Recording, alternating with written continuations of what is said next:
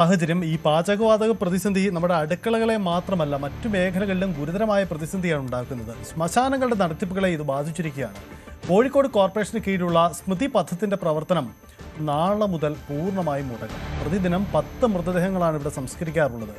അവിടെ 15 സിലിണ്ടറുകളാണ് ആവശ്യമായി. കോഴിക്കോട് കോർപ്പറേഷൻ്റെ ശ്മശാനത്തിൽ ഈ മൃതദേഹങ്ങൾ ദഹിപ്പിക്കുന്നത് പോലും ബുദ്ധിമുട്ടിലേക്ക് കാര്യങ്ങളെ നീക്കിയിരിക്കുകയാണ്. സ്മൃതിപഥം എന്ന ഈ ശ്മശാനത്തിൽ 3 ചൂളകളുണ്ട്. പക്ഷേ ഗ്യാസിന്റെ ലഭ്യതക്കുറവ് മൂലം ഇപ്പോൾ സംസ്കാരം നടക്കാത്തൊരവസ്ഥയിലേക്ക് നീങ്ങുന്നുണ്ട് അല്ലേ? ഇപ്പം എങ്ങനെയാണ് ഇവിടുത്തെ അവസ്ഥ?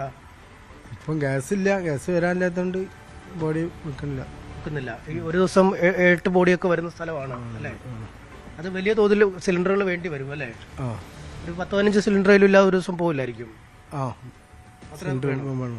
അപ്പൊ ഇപ്പൊ എന്ത് ചെയ്യുന്നു? വേറെ സ്ഥലങ്ങളിലേക്ക് വിടും അല്ലെ? വേറെ മസാല ഉണ്ടല്ലോ, അങ്ങോട്ട് വിടുകയാണ് ചെയ്യുന്നത്. അപ്പം ഈ സിലിണ്ടർ ഇല്ലായ്മ ഇവിടെയും വലുതായിട്ട് ബാധിച്ചിട്ടുണ്ട്.